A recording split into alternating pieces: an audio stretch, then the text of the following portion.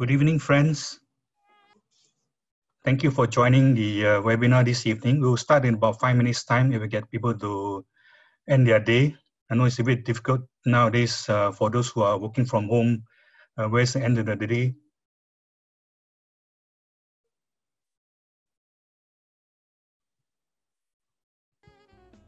And that's one of the reasons why we're holding these webinars at 6:30 on a Thursday, so that you have a stop to the end of the day and have a long weekend and not feel that there's a non-stop working.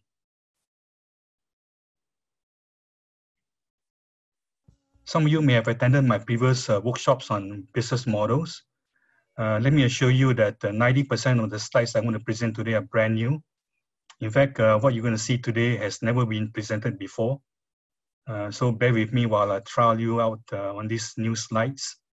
But I hope that you would truly enjoy the slides. I've spent a lot of time on it. And you'll get a copy of the slides and the recording once the event is over.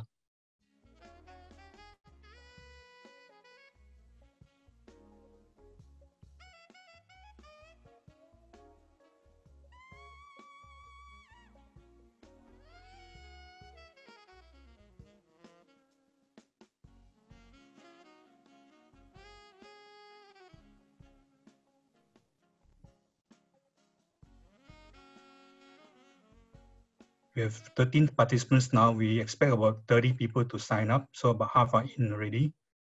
While waiting another 5 more minutes for the rest to come in, let me share with you the background of this series of 8 webinars. We started the first one on 2nd of April, just before the lockdown. And the first one was on culture. And then we had a second one about a couple of weeks ago on stakeholder engagement. And today's third one is on business models, and another 5 more to go. The next one is on the 11th of June, is on risk management. And as you see on your screen, the dates for all the webinars are listed there. The webinars are co-hosted together with the working capital. You can see the logo just behind me on my right side here.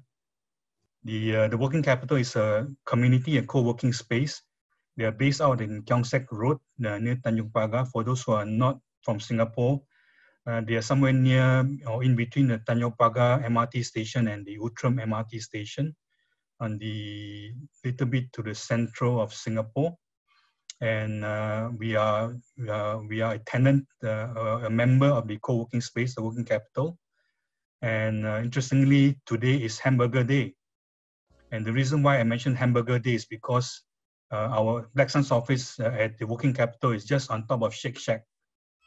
So if not, you order your hamburger today, please do so. The Shake Shack's burgers can now be ordered through, I think, Deliveroo or Food Panda, one of them. In the past, you couldn't order hamburgers through Shake Shack, but now you can.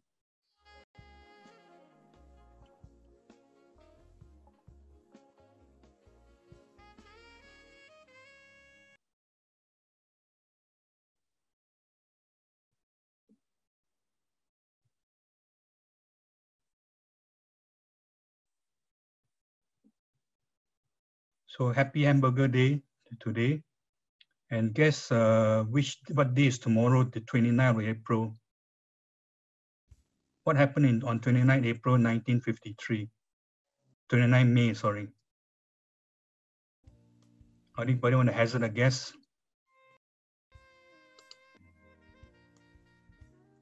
Hi, Harold.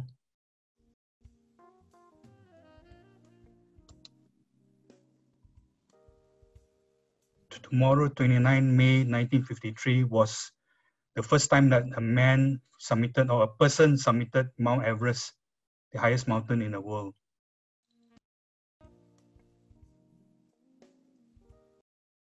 And I guess everybody knows what his name is. Sir Edmund Hillary summited Everest on the 29th of May 1953. And I guess everybody knows that I always talk a little bit about mountains in my talks. So I promise you only 3 slides on climbing mountains as part of our slides today. It's about 60 slides, not a lot. Typically I will have 120 slides, so double that.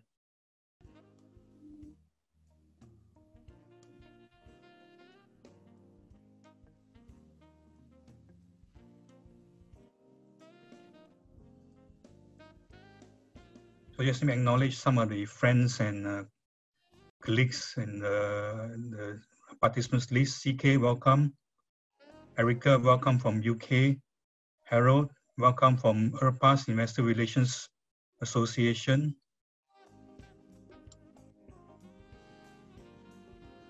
Patrick, O'Brien, as always, good friend. Penelope from IHH, welcome.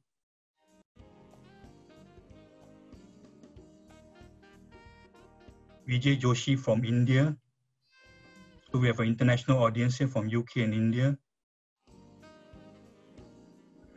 Lindsay, welcome. I'm glad you can get in. Lindsay from SGX. So we have 20 people. So we'll start in about a couple more minutes. So once again, welcome everybody. The webinar today is on business models. It's co-hosted between the Working Capital and Black Sun. This is a third in a series of 8. Why 8? Because 8 is great, as like what Wells Fargo CEO used to say.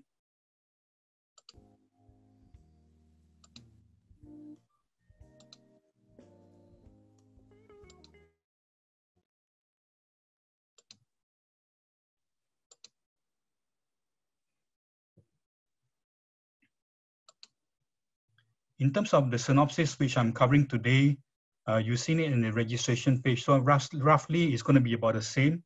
I wouldn't deviate too much from the synopsis, because since most of you have signed up for this, and I'll be focusing on this particular synopsis. What I'm going to do is to make sure that we are all on the same page, literally, as to what is a business model. I believe that there's a lot of understanding as to what is a business model, but the challenge is that how do we know what the business model feel like and what does it sound like? So that's kind of other dimensions of a business model is something that I hope to get ourselves into the same page so that we can answer the 3 critical questions in terms of the effectiveness and the efficacy, the lastingness of a business model. So there are 3 questions I hope to answer today. Do we believe in what we do? Do our people believe in it? Do our stakeholders believe in it? Do we have the right structure and environment, values, purpose, culture? This part of the structure and environment, governance, strategy. These are part of governance, part of structure and environment. And finally, have we made a difference? And difference can mean in outcome, can mean outputs, can mean impact, can mean sustainability. So what I'm trying to do is to make sure that we have a common understanding of what the questions are. We may have different answers, and it's okay, because business models are different for different people.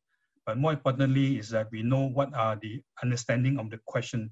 It's better to know what to ask than knowing the answer, because different answers work for different people. And finally, a bonus to this that we have not announced in the past when you register was that the CEO of the Working Capital, which is once again a co-working and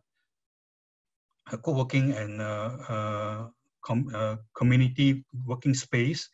The CEO, Ben Getty, will be featured on a one-on-one interview with myself towards the end of this webinar. So 15 minutes hard-hitting questions. We're going to ask him what went right, what went wrong for co-working space.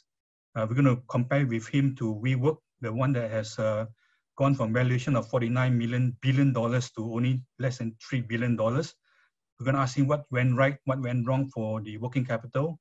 And finally, we're going to ask him what's his wish for Christmas for the co-working space in Singapore, because with the tendency now to work from home, what is going to be that impact on the real estate companies, office space companies, what is going to be impacting the way that we live our lives. So that's a bonus as part of our webinars. So with that, I'm going to go dive into the slides directly. So in a nutshell, these are the 3 things I'm going to ask ourselves today. Who believes in us? Do we know where to go and how to get there? And finally, have we made a difference? And in being able to answer these 3 questions, we should be able to define what a business model looks like, which all of us will know, what a business model feels like, which some of us may know, what some of us may not know. And finally, what does a business model sound like? So business models has always been one-dimensional, and we do that dimension very, very well. If you look at annual reports, you look at the IPO prospectuses, we talk about business models, we have diagrams, we have charts, we have spreads to describe what a business model looks like. But what I believe is that we need to look at the other dimensions as to what the business model feel like and what the business model sounds like. So by answering these questions, once again, we're able to get where we need to go. And like I say, you need to ask yourself these questions and need to find out what answers are suitable for yourself. So before I spend another 20 minutes on this particular slide, and some people have always berated me for spending 60 minutes on just one slide, I'll just move on. But this is the anchor diagram that we'll be using throughout the next next 40 slides that we're presenting this evening. So as you can see, this very, very different approach that for those who have attended my business model classes in the past, where it's very structured, very look-like kind of perspective. So this is what it feels like and what it sounds like. So you need to open up your mindset to see how we can do these two other dimensions. If you need to contact me, my email address is over here, but I'm also on LinkedIn. I can guarantee you there's only one Wanchen in LinkedIn. I'm on Facebook, but I hardly use it, so don't Facebook me. I'm on Instagram, but I don't use it often. But LinkedIn is fine, or you can email me, and or you can look me up on Zoom. So leave it to you to read my background. And in terms of the perspective of where we're coming today, is really from the angle of trust. We believe that trust is the most valuable currency today. And more than ever, businesses need the trust of the stakeholders to prosper over the long term. So for every one of our 8 webinars, we keep on repeating this mantra, that trust is the basis, the foundation of what we are speaking about. So whether it's culture, stakeholder engagement, business model, risk management, long-term value creation, stakeholder engagement, once again, we'll be talking about tone at the top. So all these 8 topics that we're covering, the basis of which we are talking about is really the end game, the outcome is really trust. The impact is trust. So for each of these 8 webinars, we may have a different angle to it, but the end game is always trust. So we covered corporate culture on the 2nd of April. On stakeholder engagement, we covered it on the 14th of May. And today on the 28th of May, we're covering business model. Risk management will be on the 11th of June. And then the rest will have on long-term value creation, purpose, which is a very, very difficult topic, purpose. What is your why? The tone at the top, which people talk about very often, but I think there's a tone at the top, but do we march to the same beat? That's always my perspective. And finally, to end the 8-part series of the webinars, we will look at a sustainability framework. So with this in mind, remember today's webinar is only one of 8. The first 2 have been uploaded. We have uploaded the recording and the slides for the first 2 webinars. So everybody is free to download the recording and the slides. If you wish to have the PowerPoint original slides, please feel free to email me. I'll be happy to share those PowerPoints. If you need to amend those, share with your company, I'll be happy to do that. See, the challenge with knowledge is that it doesn't become wisdom unless you share it. So all this knowledge is useless unless I'm able to share with everybody. So once again, please feel free to reach out to me. Let's go down to the basics, the foundation of what are business models, before we can dive into how to answer the 3 questions that we have posed, like who believes in us, do we have the right structure, and have we made an impact? So what is a business model? And I always start with what we call a duck test. Some of you may not know, but there's a real thing called a duck test. If it looks like a duck, if it swims like a duck, and it quacks like a duck, then it is probably a duck. And this test, which is a real test, is applied to things that we don't know about or haven't seen before. So if we see something that we are not familiar with, we apply what we call a duck test to it. So if there's a test for a duck, then of course there's a test for a business model. And the test for a business model is the definition of business model from the International Integrated Reporting Framework. Now this particular framework, some of you may be familiar with it, came out in 2013, the IR framework. You can Google it on the website, and you can download the framework and look to the last few pages under definition. So a business model, for it to quack like a duck, swim like a duck, and walk like a duck, the equivalent of a business model is must have these components called inputs, activities, outputs, outcomes, strategic purposes, strategy is how you get there, and value creation over the short and medium long term. So a lot of organizations, what they do is that they take this business model test and then they start creating or drawing up a business model. And with that, they know what the business model look like because it passes the business model test. Some of you also may know that this week, the IRRC issued a discussion paper, a consultation paper to modify the 2013 IR framework.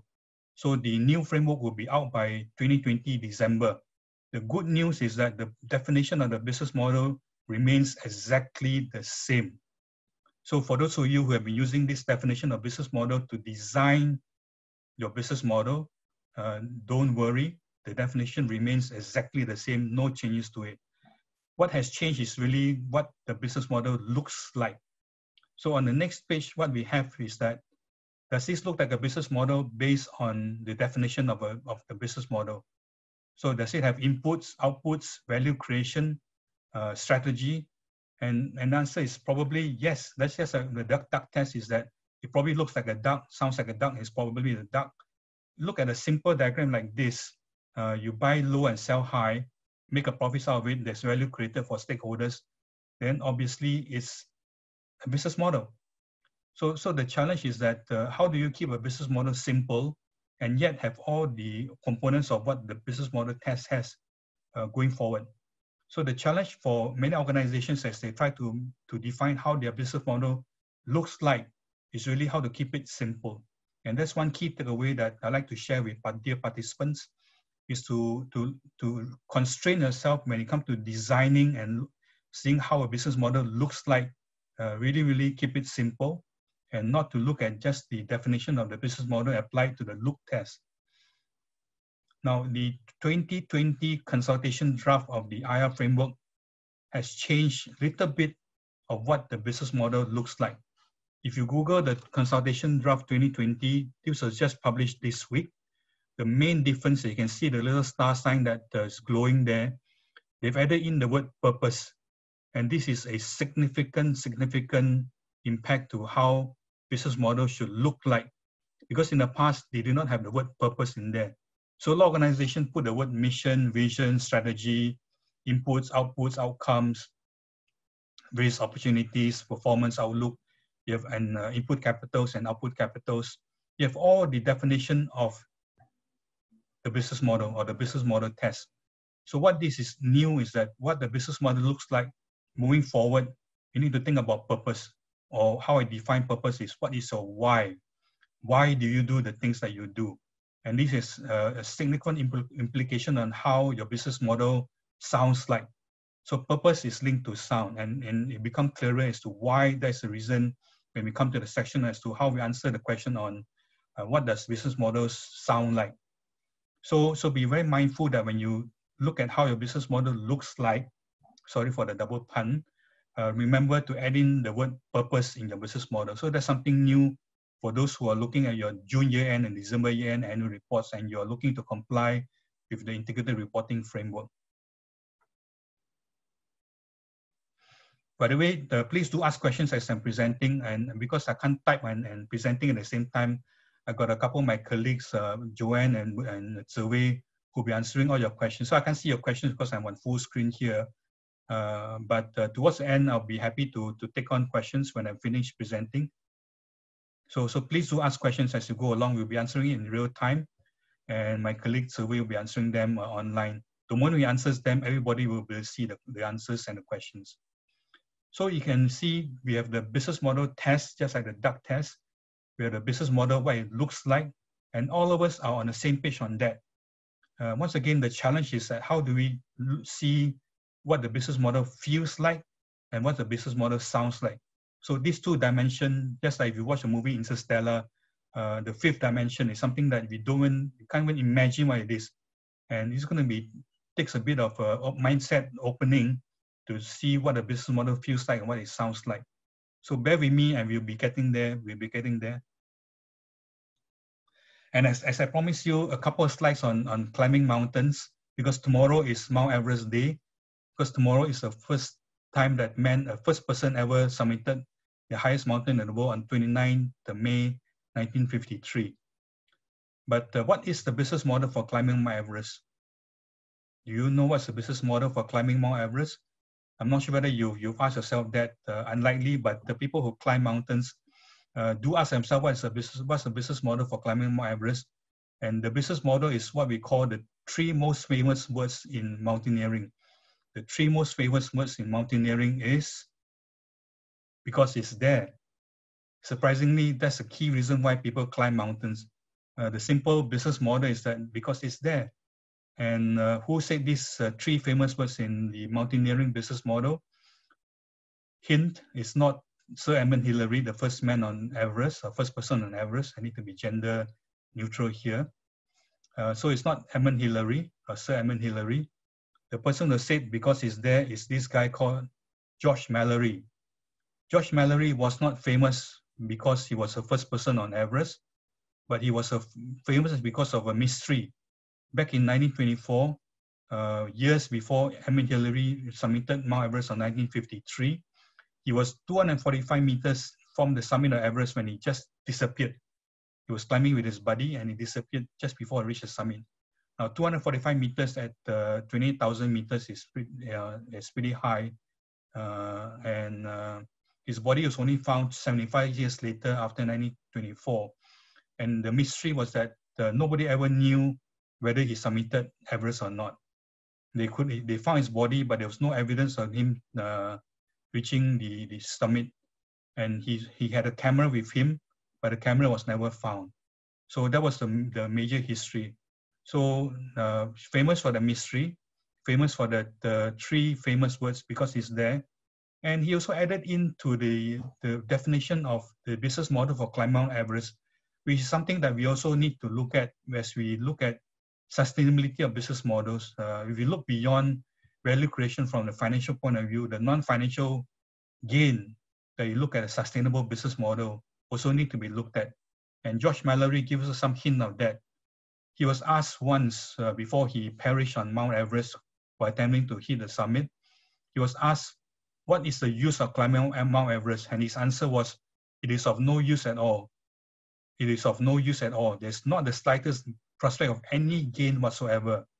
So why climb Mount Everest then? Because it's there, simple as that. So no gain, but plenty of pain. And if you look at this photo here, this was last season. This was last May on Mount Everest. You can see the long, I was there last May, not among the queue, unfortunately. I was supposed to climb Mount Everest this year, but because of lockdown and because of health reasons, I couldn't climb Mount Everest this year. But I was looking up at Mount Everest at base camp last year and seeing this, imagining this long queue of people. This was just the day before the summit of Mount Everest. And people are just queuing up. And you ask yourself, why do they have an almost high chance of dying and no chance of gaining anything? Why would they want to do it? And answer simply is because it's there. So as I hope to change your mindset that going from what it looks like to what it feels like, this is a mindset shift to looking at business model. Now, going back to basics again, how many types of business models are there? And this will also guide you as to how you design and how you see your business model, how your business model looks like, how your business model sounds like.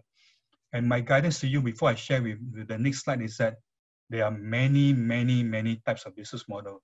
So don't get anchored on whether it's a buy-sell model, buy low, buy high model, a franchise model. So there are many ways to skin a cat, and there's an infinite number of business models out there.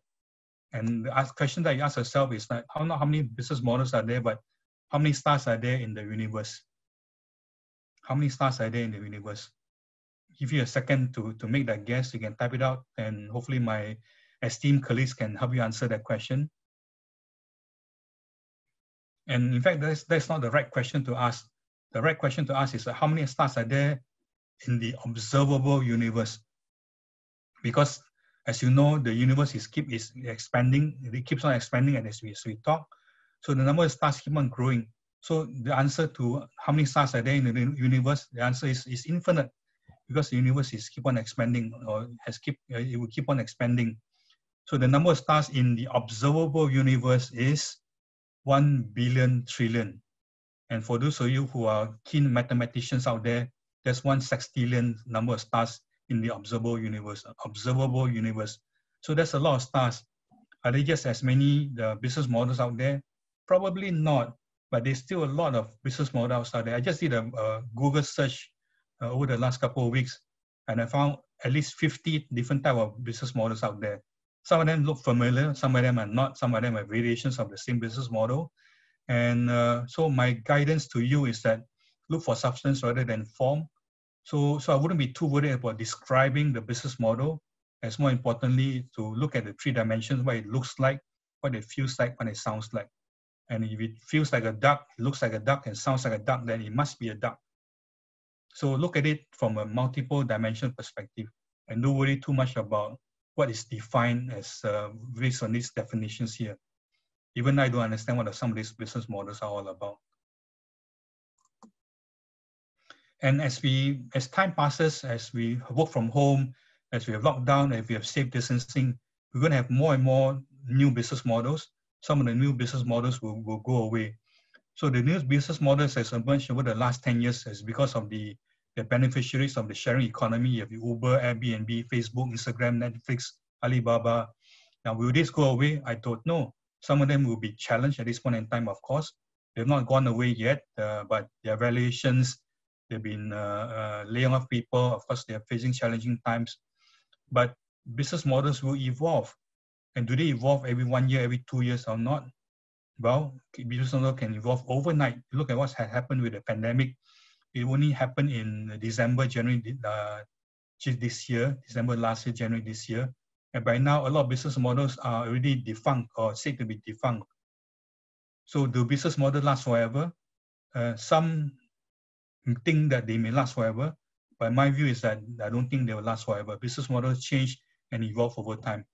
For those of you who are old enough to remember this James Bond movie, Diamonds Are Forever, 1971, the seventh James Bond movie in a series of 27. Yes, there are 27 James Bond movie so far. The next one to come out will be sometime this year, depending on when the pandemic is over. They may release it on Netflix, maybe, maybe not, depending on whether the cinemas open. But there are things that seemingly you think that they last forever, but do not be deluded from the fact that you think that they think they last forever. And I'll come to that psychological behavior that people have, that they think that they see pattern, that because the James Bond movie can last 27 runs, it can last forever. I'll come to that in a little while. So business models do not last forever. And just last week, there's this article on Channel News Asia that says that some business models won't survive post-pandemic scenario. So things like restaurants, theaters, and sporting revenues are particularly vulnerable since they count on packing in large crowds, the kind of behavior that people now want to avoid. But you think of it, before even the pandemic, when we go to have a meal at a restaurant or go to a theater, a cinema, a sporting event, how many of us really want to be packing with huge crowds, even before the pandemic? Some of us may like large crowds. Like I asked my son, do you like large crowds? He said, yeah, an NBA game, he likes to be packing with large crowds because that's the atmosphere that they want. But some of us don't really want to be in large crowds, especially when we go to watch a movie, in the restaurants, we want to have a proper meal, a nice, comfortable environment to watch theaters. So the lesson to learn from this is that, have we engaged with enough stakeholders to understand what's the correct business model? So perhaps the question to ask is that it's not whether the business models are survivable or not. It's whether the business model was the right one or not. So it's maybe they've been skating on thin ice for all this while, and to a pandemic to tell somebody that the business model was wrong all this while. Remember the quote from Warren Buffett? Warren Buffett was quoted as saying that only when the tide is out, then you realize who's swimming naked. So this is a scenario where the tide is out, and we are able to see who's swimming naked by the fact that their business models was vulnerable to start with, and not because of the pandemic. So think about it, the business models are not just from year to year or time to time, but usually from day to day, from second to second. It's a continuous monitoring of your business model. So with that, I take a little pause as to setting the baseline of our understanding of business model. So there are lots of business models, an infinite number, not as many as stars, but there's a lot of it. Business models don't last forever. There's a duck test for business model, that's what it looks like through the integrated reporting framework. There's a duck test in terms of what the definition and what it should look like, but we don't have a duck test equivalent of what it sounds like and what it feels like for a business model, which we'll be covering after this case study on WeWork.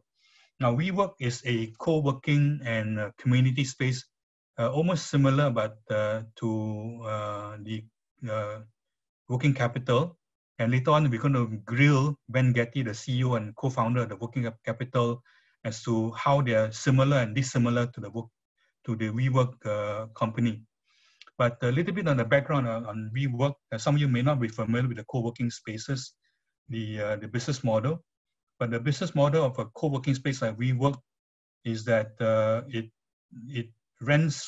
leases buildings or spaces, and then it rents it out to people for higher price and makes a margin. And this is what it looks like. So WeWork will lease office space here at say $1, and you rent it out to a tenant for $2 and makes a margin of $1. And after paying salaries and other utilities, it may make 50 cents. So that's the business model for a company like WeWork or a co-working space like the Working Capital or Regus or Spaces. And there are many co-working spaces out there in the marketplace. So coming back to WeWork again, founded in 2010. In 9 years later, it was rebranded as the We Company. So in just less than 10 years, so imagine this, in less than 10 years after it was founded, WeWork was valued at $47 billion. Was valued at $47 billion. And that's the year before they made a $2 billion loss in 2018. So huge valuation. And they wanted to IPO in 2019, just before the pandemic came in December 2019. So in August 2019, they issued a prospectus, and the Wall Street Journal noted in an article that the WeWork was besieged with criticism over its governance. We know about what's happening with the CEO in terms of spending, expenses. So that's relatively commonplace, has happened. Besieged with criticism over their business model. So interestingly, they brought a word business model and its ability to turn a profit. So $2 billion loss in the year before, questionable business model, and questionable ethical behavior of the CEO, which has since left the organization. So there were already warning signs out there with regards to the business model, the long-term valuation of the profitability of WeWork, but yet the valuation persisted at $47 billion. So simple business model, but yet seemingly complex. And this is a sentence from the actual prospectus of the WeWork IPO prospectus that was issued in August of 2019. While we believe that we have a durable business model in all economic cycles. So look at this. We have a durable business model in all economic cycles. So whether up or down, we'll be okay. But there's a disclaimer that goes on to say there can be no assurance that this will be the case. But you know, when investors read something, they have this thing that they think that they understand what it is all about, and they forget to read the disclaimer or the second part of the sentence where it says that there can be no assurance. And this human behavior is called apophenia. Apophenia is something that you think that you can read the patterns into something, but actually it's not there. So you think that they have a durable business model, but in actuality, it's not durable because it says that there's no assurance.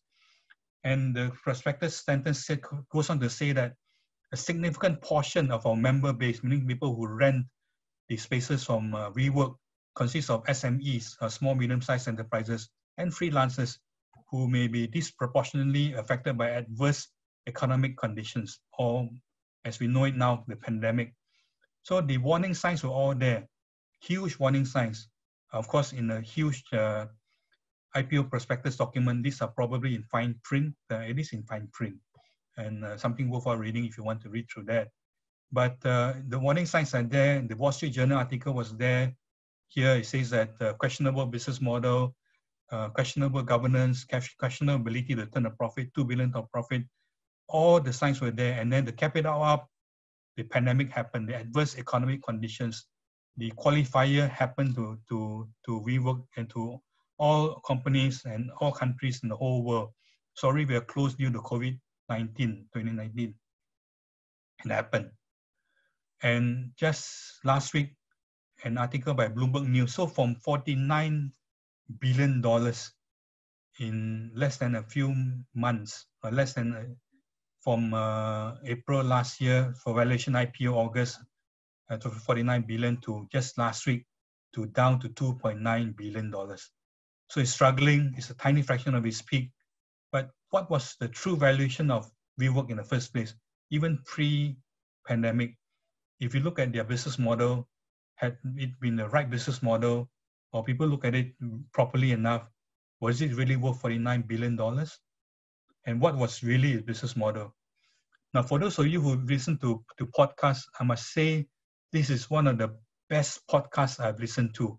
So Adam Grant is the author of this book called The Originals, another great book. If you want to read books, or you like reading books, or The Originals by Adam Grant, a great book. But this recent podcast by Adam Grant called The Fall of WeWork's Culture, this was just issued a couple of weeks ago, if I'm not wrong. But I've listened to it again and again, but it's a good case study on how the demise of WeWork's organization came about. So Adam Grant said that he met WeWork CEO a few years ago, and the CEO told him that the business model for WeWork was selling culture. So instead of saying that WeWork's business model is on leasing out space, office space, the CEO was saying that we sell culture. So Adam Grant was saying that his first reaction was that they were leasing building and selling office space. That's simple. Leasing low and selling and renting high and making the margin. And what's this about selling culture? But and Adam Grant went on to say that within a very short period of time, WeWork went from an unknown startup in 2009 to a celebrated unicorn worth $49 billion to a place where people were ashamed to have it on their resumes and struggling to defend. So such a short period of time, 10, 12 years, less than 12 years thereabouts, something from a zero to hero to a zero again. And I truly believe that this is really the premise on what the business model is all about, how people see the business model. So, and my belief is that people saw the business model as a valuation model rather than a real business model. So it's a valuation model instead of a business model. And people saw the valuation model through two lenses. And let me share with you what these two lenses are. Apophenia.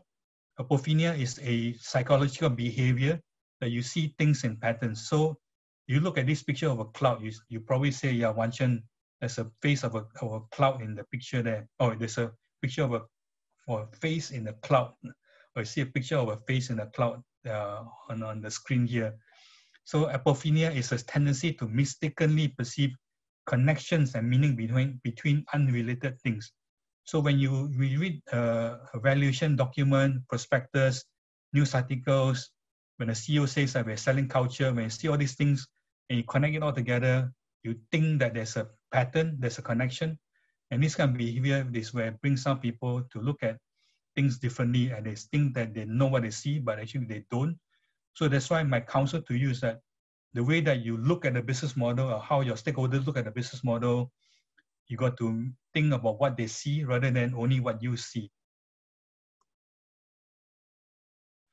And a version of apophenia is called gambler's fallacy. So for those of you who gamble or go to a casino or play cards or roll the dice or toss a coin, if you toss a coin 5 times, you get 5 hits. You toss the same coin again for the next 5 times, you get 5 tails. And then you get 5 hits and 5 tails again and again in that pattern. You think that there's a sequence to it. But we know that it is a fair coin. If you toss it, there's no reason why it should fall head or tail, except that there's an even chance. So there is no pattern to whether it's 5 hits or 5 tails, or 5 and the roulette, 5 zeros, 5 tens, 5 15s, or 5 reds or 5 blacks. So there is no routine no pattern to it. If it's a fair game, of course, if it's a rigged game, it's otherwise. But if it's a fair game, there's no pattern to it. But unfortunately, a porphyria and gambler's fallacy make people see patterns into things that they believe that they want to see. So the lesson that I need to share with you now is that when you go into the questions that we need to answer, the 3 questions that we need to answer, when you look at the foundation of business model, people believe what they want to see, or people believe that because they have no doubts. And the book that I want to share with you that's really, really worthwhile reading is Talking to Strangers from Malcolm Gladwell. You've seen it in Blink, and his latest book called Talking to Strangers. So he's quote, and I quote, "You believe someone or something, or you believe a business model, not because you have no doubts about the business model. Belief is not about the absence of doubt. You believe someone because you don't have enough doubts about them, because you don't have enough doubts. And because of porphyria and gambler's fallacy, people think that they don't have doubt, and because they think that they don't have doubts, they believe in it. But the challenge is that how do you get people to have enough doubts so that they start questioning about the business model they're looking at? And that's really being able to answer that 3 questions that we're going to share with you in the second part of this presentation. I'm mindful of time. Like I said, we started about 6:35. We're scheduled to finish at 8 o'clock. So we're halfway through the presentation. We're slide 34 now. We've got another 40 odd slides to go. So bear with me as we go through this presentation.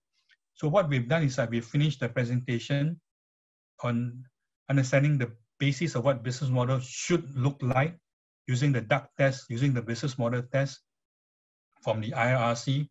We look at how psychological behavior can affect how you see a business model, a porphyria and gambler's fallacy. We looked at a rework case study as an example of how how stakeholders or how investors see business model and how that can muddy the waters. But the more important thing is that if you're able to answer these 3 questions, then you're able to not just see through a business model, but you're able to hear what it sounds like, and you're able to feel what it feels like for a business model. So the 3 questions that I need to share with you in the second hour of this presentation is that, who believes in us? If you understand who believes in us, then you will start to understand what the business model sounds like. Who believes in us? Who believes in what we do? And not just on our business model, but who believes in what we do? Who believes in what is our why? Why we do what we do? What's our purpose? Secondly, do we know where to go, and do we know how to get there? Where do we go?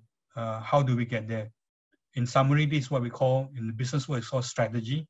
But to simplify it, strategy can be such a complex word. People say, I've got a strategy, but what do you really mean? And what you really mean is that, do we know where to go and how to get there? And finally, the third question is that, have we made a difference? If you have made a difference, then you will know your business model, you will know how it feels like. And one word that I want to share with you ahead of the presentation is called gratitude. People will feel gratitude if you have the business model that can make a difference. And what's making a difference is really impact, outcomes, and things that make a difference, things that create value. But the word I prefer to use that's more fashionable in today's world is called impact. And I'll share with you a couple of great impact reports and what does it mean to report impact from the inside out and from the outside in. So keep this diagram in your mind as we start answering the 3 questions. So in answering the first question, who believes in us? And the answer is that not just the shareholder. If you look at the Business Roundtable in August of 2019, the US Business Roundtable, which is a membership body of about 200 US company CEOs, they dropped the notion of the shareholder primacy. So what it means is that who you're accountable to is not just the shareholder, but really a broader stakeholder perspective. So who believes in you, not just the shareholder, but customers, your suppliers, your customers, your community, and of course, including the shareholder. So your basis of who believes in you grows a lot bigger than just the shareholder. So what do stakeholders believe in? If you have, remember the story of the six blind men and the elephant. Each one of them, as they touch the elephant, they feel there's a different thing, whether it's a pen, a spear, a snake, a tree, a wall, or a rope. When they touch the tail, each of them will have a different perspective of what is an elephant. So if you apply the same analogy to stakeholders, different stakeholders will have a different belief in the organization. So repeat after me in your mind. You don't have to shout it out loud, but this is a very important part of understanding who believes in you. So we believe in delivering value to customers. So if you say this, the customers also must say the same thing. We believe in the company delivering value to customers. We ourselves, we companies believe in delivering value to our customers. So this is your why. So we believe it's your why, it's your purpose in life, your purpose of the organization. And why do we believe that? Remember in the previous webinar, we say that the starting point is always purpose. And I'm glad that the IRRC, the Integrated Reporting Council, have now included purpose in their business model diagram test. And like I mentioned before, this is so important that they've included the word purpose in the business model test, so that everybody will now start putting in business model into the diagram. But it's more than just putting the word purpose in your business model, but you need to link what it looks like to what it sounds like. And this is where the business model starts to sound like, is by understanding the why as to what you do the things for, which is purpose. Why we believe in investing in employees, why we believe in dealing fairly and ethically with suppliers, why we believe in supporting communities, why we believe in generating long-term value for shareholders. So for each one of these, there's a reason why we do what we do, and it is the why that determines the sound of your business model. And I'll share with you a little bit more why the sound comes up from stakeholders. And I'll share with you before that a quote from Aristotle, wise man from way back, I don't know when, but probably thousands of years ago, Greek, I think it's Greek philosopher. Anybody can become angry, that's easy. So you have your stakeholders becoming angry, your customers becoming angry, your shareholders become angry because you don't issue dividends because it's a pandemic. Your employees are angry because you cut their pay. They're angry because they get retrenched.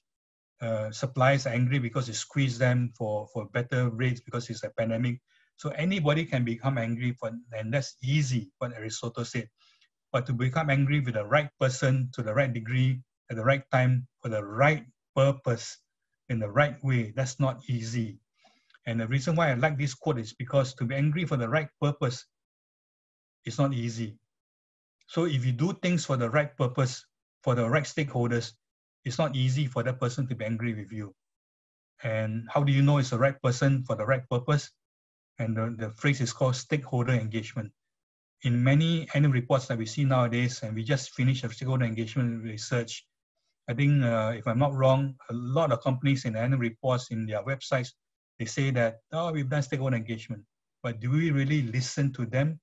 Do we really hear what they say about your business model? So that's where the sound is in terms of business model. So for each of these questions, I have what we call the call to action. And I've covered this in red color because it's something that I would like each one of you, and please take a screenshot right now. I do know we'll be sharing with you the slides, but I want each one of you to take a screenshot of this, and please have a call to action for yourself to do something about it for yourself and for your organization. And who believes in us? How do you ensure that the right person believes in you and you believe in the right person for the right purpose? And the first call out that I would like to share with you, the call to action that I encourage you to have, is to implement a full-time stakeholder engagement function. And the reason why I say function is not just one person, because it is something that's very broad, because you have so many different types of stakeholders, so just one person can do it. With CEO reporting responsibilities and board oversight, with board oversight, it is a full-time function. So many people think that stakeholder engagement is a once a quarter survey once a quarter you have a round table or discussion groups, focus group with stakeholders. It's more than that. You need to continuously listen to your stakeholders and hear what they have to say to you. This is what it sounds like. Remember, business models don't last forever. They can change literally overnight.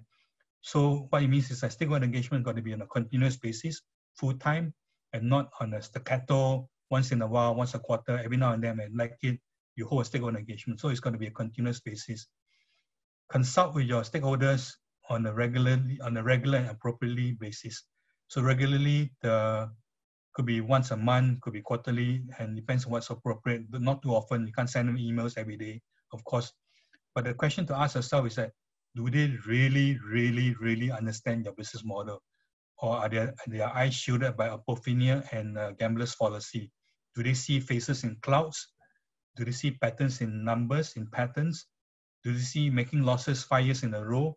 Do they see the 6 years as a profit? So what do they really see in the numbers? Now, WeWork has 2 billion loss in the year 2018.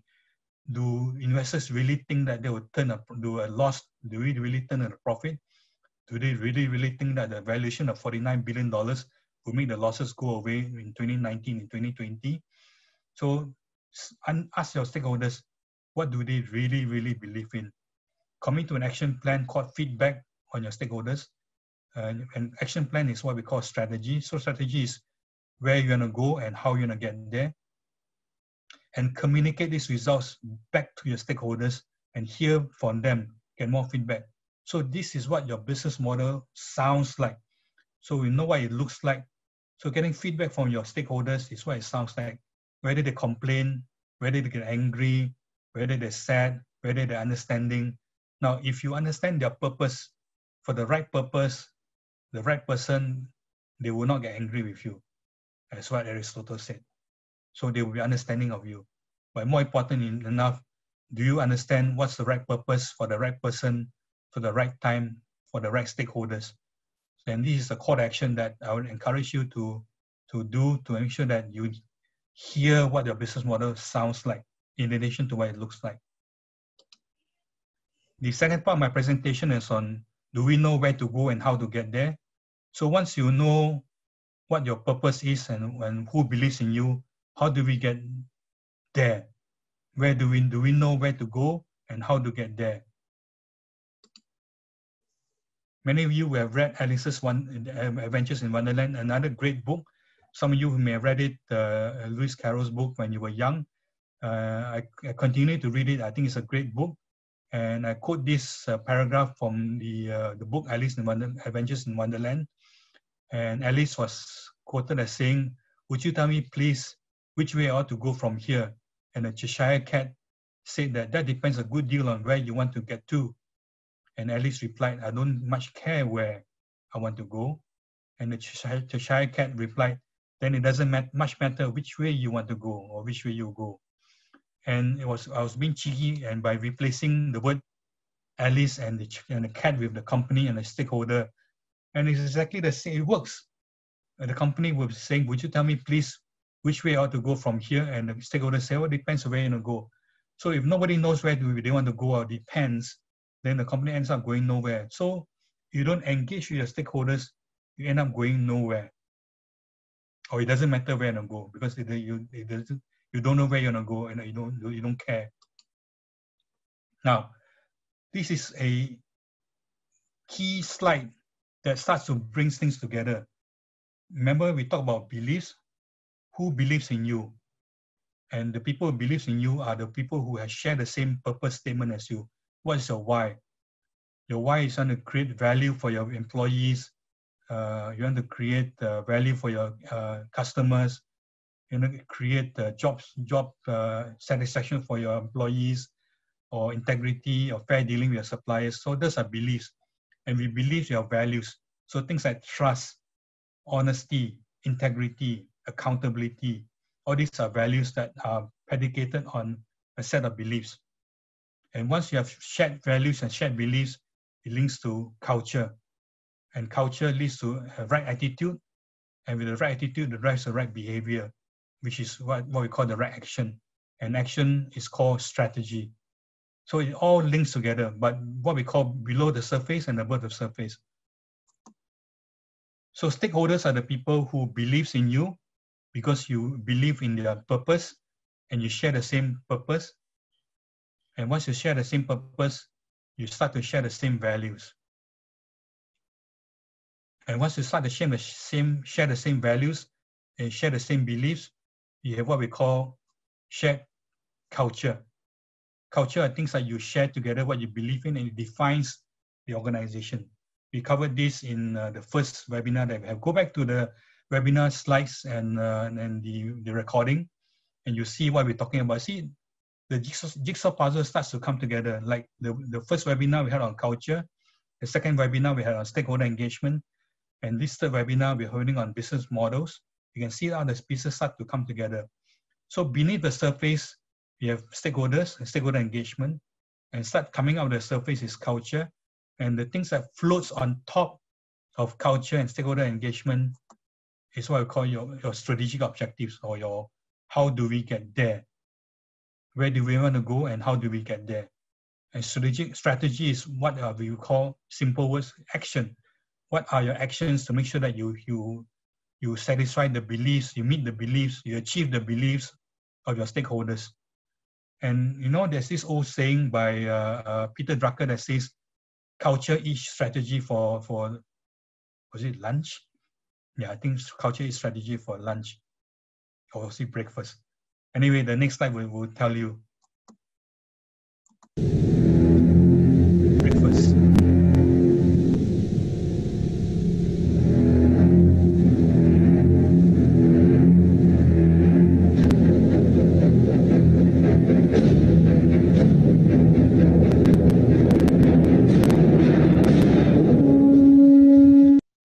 Remember the Jaws movie? This was Steven Spielberg's first successful movie that he directed. But I thought it was a cheeky thing to be able to superimpose this on Peter Drucker's quote that says, culture is strategy for breakfast. So if you're not careful and you don't have the right culture, you eat your strategy, which the things that you do doesn't make sense. Just like Alice in Wonderland, Alice Adventures in Wonderland. If you have no idea where you're gonna go because you don't care where, and your culture is not taken care of, then culture, which is really your stakeholders, they'll get angry and they'll eat your lunch or eat your breakfast. They'll eat you up. So a second call to action, you see in the first one, go ahead, take your mobile phones and take a photo of this. The first one, we talk about what it sounds like in terms of stakeholder feedback. This one is what it looks like. So it will look like a shark. I know there's a sound, but it also looks like a shark culture coming up to eat up your strategy. So the business model, my first takeaway from you on this slide is really everybody needs to row in the same direction, row together in the same direction, the right direction and the right destination. So that is what a business model looks like. And once again, people think that they understand what they are going, but they could be seeing faces in the clouds. So talk to your stakeholders in the first question.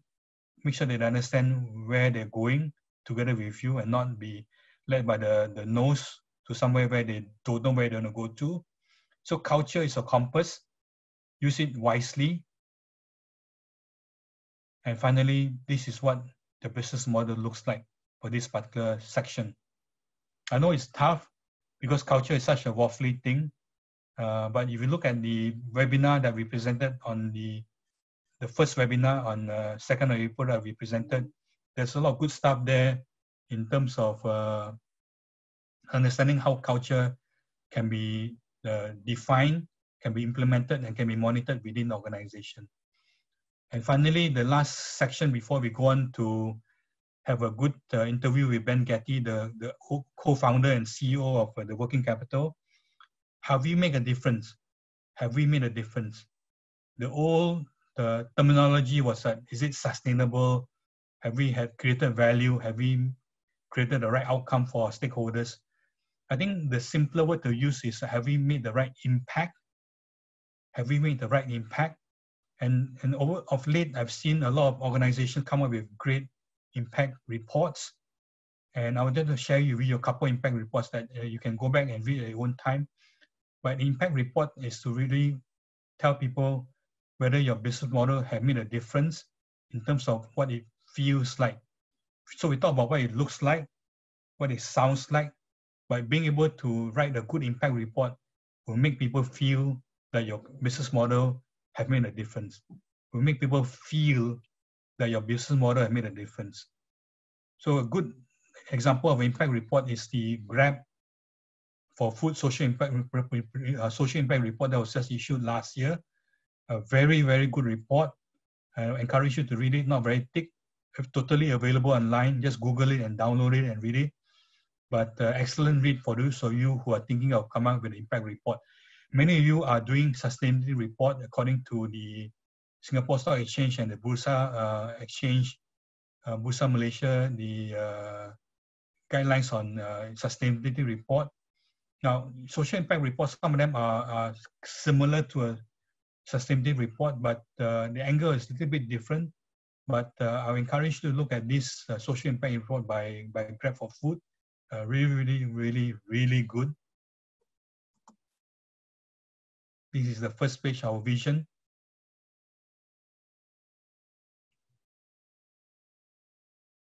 And the second impact report I wanted to share with you also just issued in 2019. And this is the Nike impact report of 2019. Purpose moves us. You know, how strong is that title of the impact report? Purpose moves us. There's a pun to it, of course. Purpose moves us, just do it kind of thing. This report is a bit different from the Grab's impact report in the sense that there's some elements of sustainability, some GRS stuff in there, but still very, very detailed, much more complex than the Grab impact report. But another good example as to I see the trend moving towards impact report. Like I say, it's very similar to a sustainability report, but spun in a different way.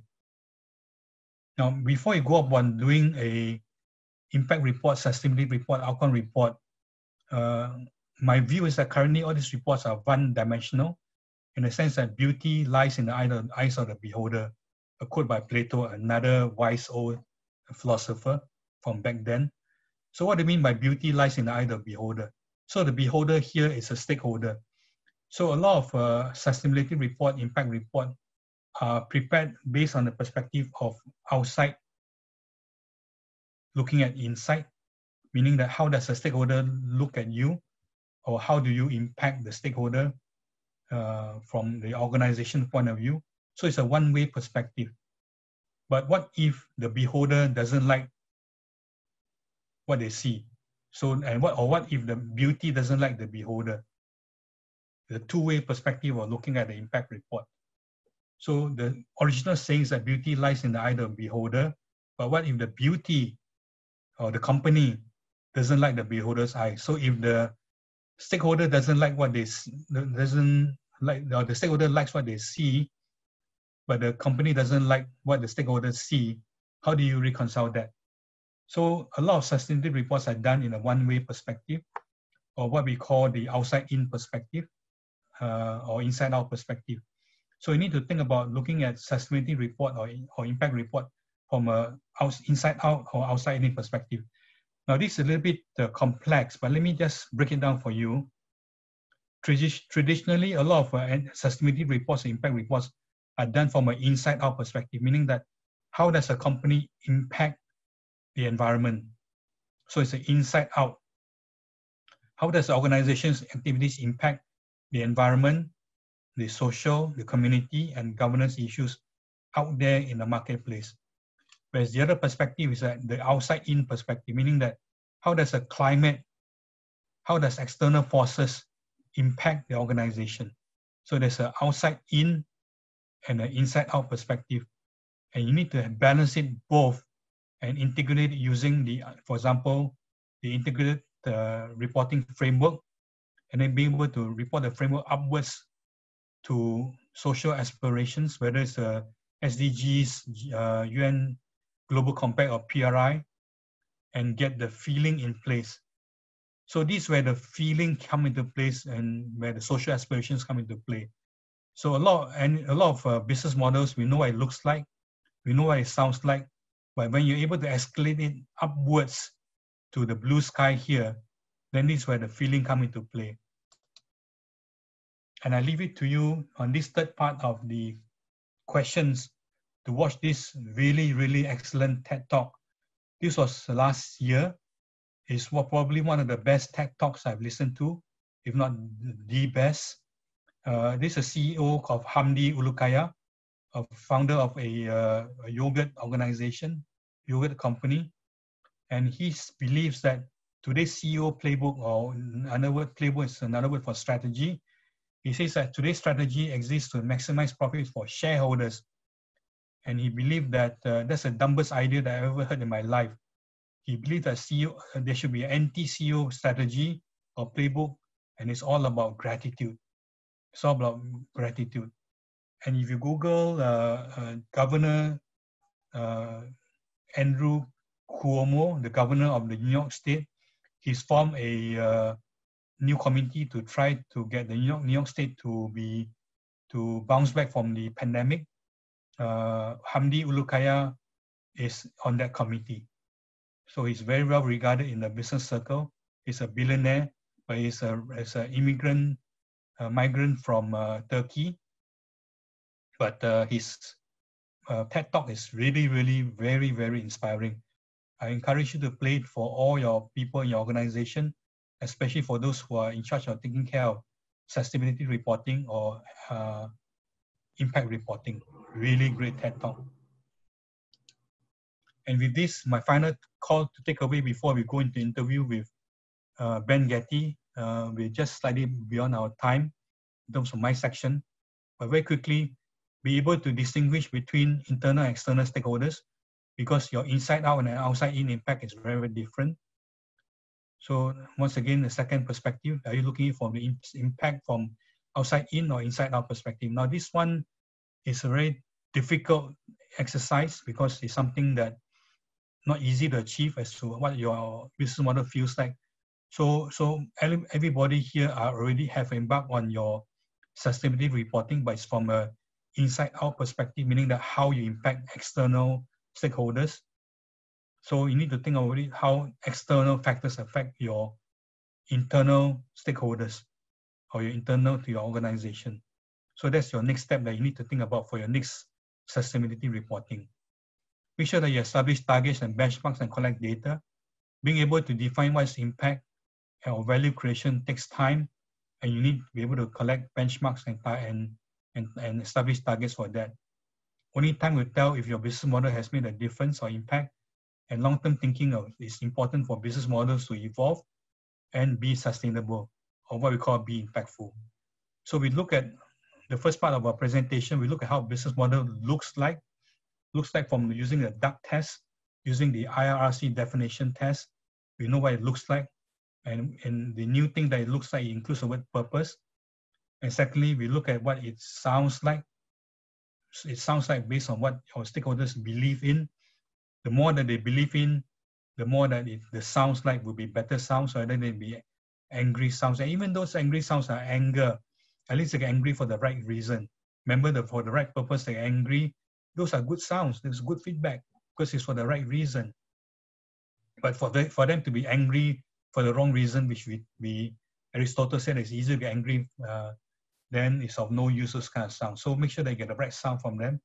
Secondly, we look at how, once again, the business model looks like in terms of culture. Make sure that culture doesn't eat the strategy for breakfast. And finally, we look at how business model feels like through gratitude, through being able to achieve goals which are very aspirational, that lives above the lower levels of just data. So being able to look at how gratitude, how impact would define your business model as to what it feels like. So with that, let me share with you the last couple of slides on some of our research in terms of practices for communicating your business model. Take a shot of this website here. This is the summary of the 2019 research that Blackstone has done in terms of how companies communicate their business models with their stakeholders. And I'm just going to share with you a couple of statistics. You can download the entire research report, it's free. We do this as part of our community service. Couple of research statistics. Two questions that we asked. First is that how do business models make a commitment to creating a wider or broader shared value? So this is the word commitment. How do companies make that commitment? And in 2018, 17% of companies made a commitment in Singapore compared to 52% of Malaysian companies. 2019 marked improvement. 70% of companies made a commitment to creating wider shared value for more than just shareholders. 77% for Singapore. And in 2020, we just finished the stakeholder engagement survey.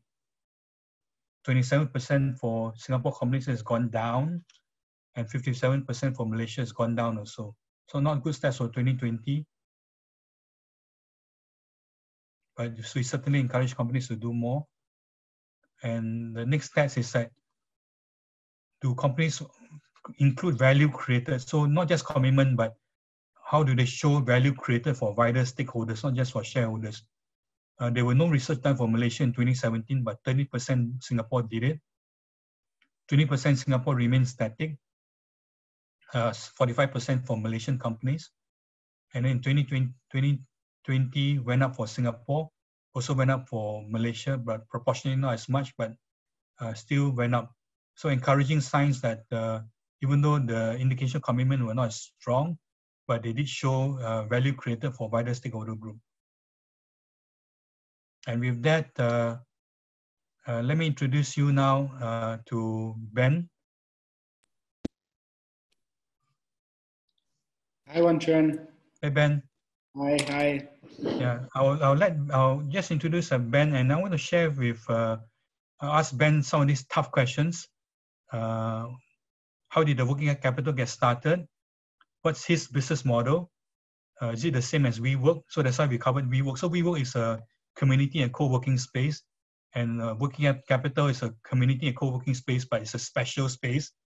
I totally believe in that. So, and what has made it successful? And from Ben's perspective, what can you learn from the WeWork case study? What can go wrong for the working capital organization? Difficult question, but I think Ben will take it chin on. And Christmas has come early. It's only May, but Christmas has come early. What's the Christmas wish for all of us for participants, for Singapore, and for working capital? So fun question for the last question. But let me stop the share so that we can bring you on the big screen. Here you go. Ben Ketty, CEO, co-founder of Working Capital. Over to you. Tell us a little bit about how Working Capital was founded, Ben. Hi, everyone. Thanks, Wanchern. Thanks for this interesting series. Really looking forward to bringing this live, in real life again when we can. Yeah, teed up, the Working Capital started, my background is in real estate. So I about 11 years ago, I started a company called the Bamboo Group, which is a property investment company, very much focusing on neighborhood shop houses. So we would buy those and then redevelop them and then sell. And I found that to be quite transactional. I wanted to, I understood real estate, but I wanted to use it as a vehicle to create community and to create change. Real estate is driven, usually by these large kind of monolithic organizations. And this was a niche that I felt we could occupy to do things a little bit differently. And so the Bamboo Group taught us to learn how to create value in real estate, but the Working Capital was also our opportunity to learn about operations at scale and learn about creating a brand. And that was really that's how TWC got started about 6 years ago. We've been open for 5 years now. Okay, Ben, and what's your business model, Ben? Our business model, like WeWork's originally, is very much a rental arbitrage model. We rent at one price and we sell at another, but we do that by creating value. And we create that value by bringing different components, by providing flexibility, by providing hospitality, by providing service, and bringing different elements together that make the whole greater than the sum of the parts. So our model is a little different in the sense that we're not just co-working. We also have restaurants below. We also have an event space. We have a beer garden. So we have different components. But fundamentally, our model is the same. It's to humanize real estate, to make it more approachable, to make it more, just to make it more enjoyable. I think really, if you look at why companies engage with co-working spaces or with not so much serviced offices, which was really the earlier version, I think the difference between serviced offices and co-working, what the layer that they added on was the community layer, the human layer. Serviced offices were already offering the flexibility, the ability to get in and out, so you can just focus on your business. But I think with co-working, the goal was really to add that community layer so that you can help companies, SMEs, also build, layer on an element of culture, right? Which is, I think, increasingly important to the workforce today. And I think that's where companies see value in being part of a co-working community. And Ben, what has made the TWC successful so far? What has made us successful at Keong Siak, we have been unsuccessful. We tried to open, or we did open a site in Robinson Road in a grade A CBD building, and we've closed that. And that, I guess a mini version of what is happening with WeWork now, and got a little bit sidetracked. What has worked for us and what we're coming back to is the neighborhood, really building on the neighborhood story, focusing on shop houses, which is what we know best, and bringing different complementary elements together, not just co-working. And focusing on this environment has also allowed us to fundamentally keep our costs low. When you go and compete in a grade A building, you're paying grade A rent and you're trying to bring in A+ rent by creating the co-working model. Whereas over here, we're paying grade C rent and we're bringing in grade A rent by bringing in the co-working model. And that makes sense all day long. But going and trying to do that in a grade A building does not make sense, because you're simply going to be, the margin is razor thin. And if you're in an industry that is undercutting to get market share, you're not going to be able to command the price that you need, which is the fundamental issue I think WeWork is facing. So that's what has made us successful. The neighborhood, the focus on shop houses, the focus on community building across different components, so food and beverage, events, health and wellness, these kind of things that we're doing now, and really bringing those components together. And I think that's what has made us successful. That's great, Ben. Can I call you the friendly neighborhood Spider-Man? Yeah, sure, I would love to. That's the tagline. And Ben, can I ask the next question? What have you learned from the WeWork fiasco? I mean, that has created a bad name for the co-working community, and now a lot of companies are going to work from home. So yeah. Would that create a lot of fear factor for companies? Yeah, I mean, we've learned so much from the WeWork experience, and we've learned it firsthand, and it's, in some cases, it's been a painful lesson.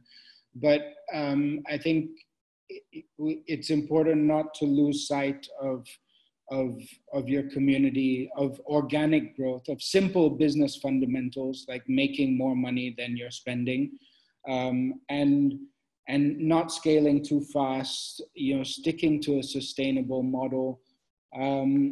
These are all learnings from the WeWork model. And I think a lot of people, when they saw, this newcomer create so much valuation in a new industry, a lot of people, including ourselves, were like, okay, we want to emulate that model. But the product is great. The product that WeWork is building is phenomenal. The impact that they have had on the way people consume commercial real estate is great. It's really challenged the landlords to step up and look at office occupiers as made up of human beings. And that's really the gap that co-working is fulfilling. I think what they strayed away from is making sure that they're able to command a price that's higher than what they're paying. And when you go into grade A buildings and you're trying to get market share, sometimes you're signing contracts that are too high, and you're trying to undercut the market. And take this winner takes all mentality. And unfortunately, that just doesn't work, especially at scale, unless it really is a winner takes all industry, which I don't believe it is. Ultimately, this is a real estate and a human service industry. I think co-working is evolving the same way hotels are evolving. You can have your mass market brands like your Hiltons and whatnot, but you can also have your boutique operators, and they speak to different audiences. And this is just, the working capital is really only our response to co-working and community building and neighborhood shaping. But I think there's sticking to that is what we've learned through the WeWork saga. To come back to the question, sorry. Yeah, no problem, Ben. One of the quotes that the former CEO of WeWork was saying, that they're selling culture. Can you comment on this previous CEO's remark on that they're selling culture? I think that's true.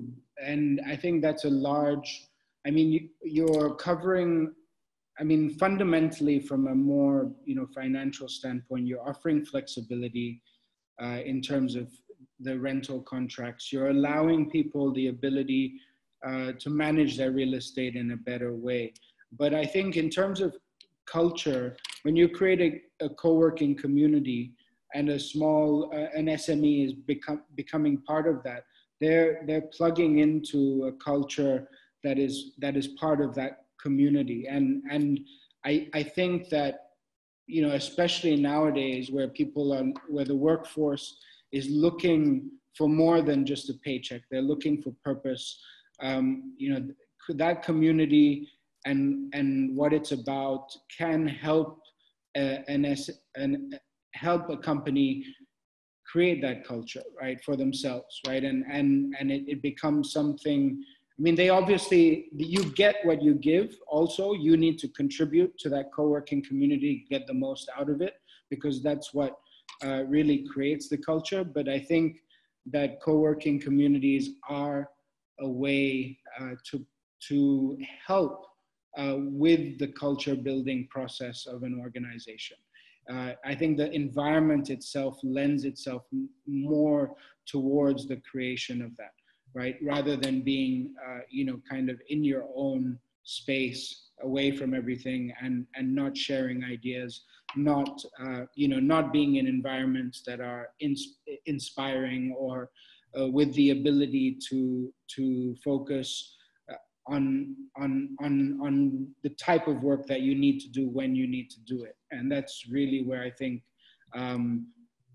co-working can come in terms of providing the right environment to establish that culture and make it easier to establish the right culture. Okay, thanks, Ben. Tough question coming up next. What can go wrong for the working capital? Because pandemic, everybody wants to work from home. So even traditional office space operators are going to be challenged. Yeah. I think what can go wrong is if we do not also evolve the model, if we do not carve out a space if we're not part of the future of work conversation. Even prior to this, we've always believed that work from home is great, but work from home, I think, is only good if it's an option. And if it's the only option, then it comes with a lot of stresses that I think people are experiencing now firsthand, right? I think the office will always have a place, but it has to evolve as well. Co-working provided flexibility, it provided a lot of amenities, a lot of opportunities for social interaction, but it has to continue to change. We have to be able to remove all of these headaches that a company would otherwise have to deal with on their own, so that companies can continue to focus on their business. So that's really more from an operational standpoint. I think the functionality will also have to evolve in terms of what an office actually means. It has to be able to double up as a meeting room with virtual conferencing facilities. So all of this is going to be necessary for us to really absorb and be part of the conversation of the future of work. And I think not responding to that evolution of how the future office is going to be a part of our lives is going to be potential downfall of the working capital, or any co-working operator for that matter. How about the traditional office operators, Ben? How would their business models change vis-a-vis? Because you're always in tandem. The co-working space, the traditional, you're always in this dance. Yeah. So when you take one step, what will be the other step? I have more faith in co-working. I mean, the traditional offices are run by big organizations, and they've been slow to change. Real estate is a very you have the same players, and that's where co-working has come in, and they've teamed up. They've partnered one way or another with these operators to provide that flexibility. And I think they're going to have to continue to humanize the relationship and provide added flexibility. I think there's a lot of conversation right now about, especially in Singapore, about the way Singapore especially is very landlord friendly. And in a lot of other places, that's not the case, because it's the tenants that actually need to be protected. And now I think that normal office will also have to become more flexible and more accommodating and more human in terms of the processes they adopt, the attitude they adopt, the flexibility they adopt. They will have to borrow elements from what co-working is already doing in order to get through to the next phase, in my opinion. Thanks, Ben. Great. Well, we are coming to the last question. It's almost 2 minutes to 8 o'clock. As scheduled, we will end at 8. I think we got some questions.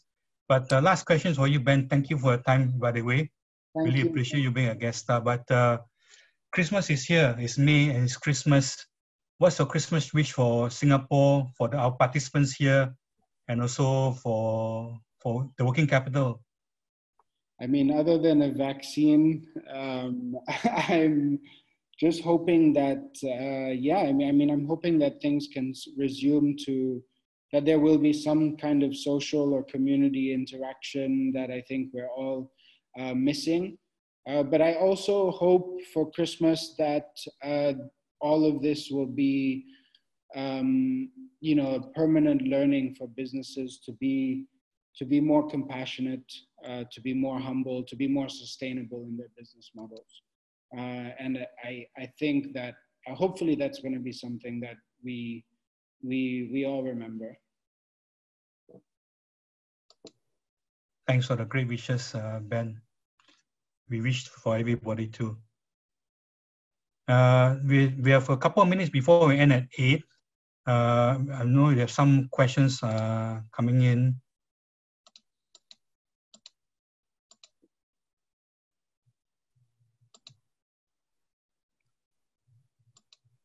I think Patrick has asked a question, and I think that's been answered online. Thanks, Pat, for the question.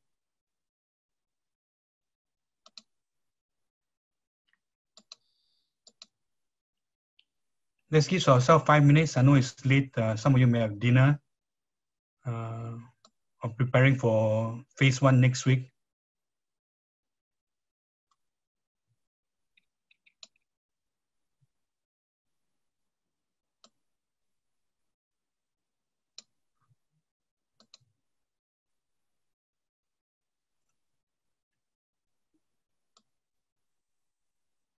Any questions from CK?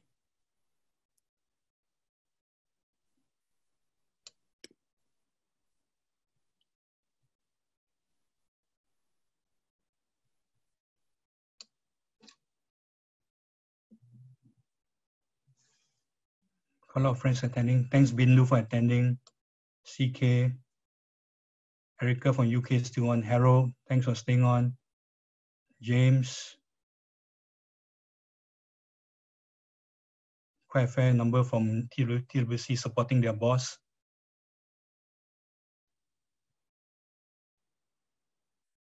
Penny from IHH, thank you for coming on board.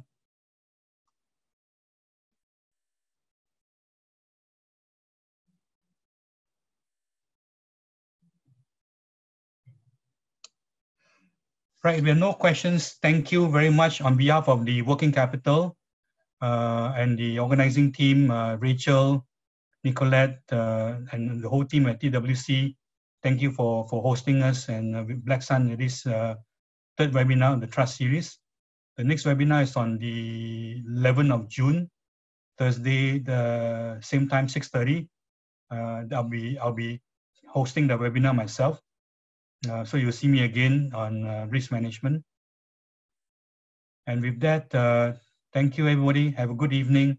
The slides and the recording should be available in about a couple of days time when we upload it to the, we will send you an email and you get a link to it. Thank you. Bye.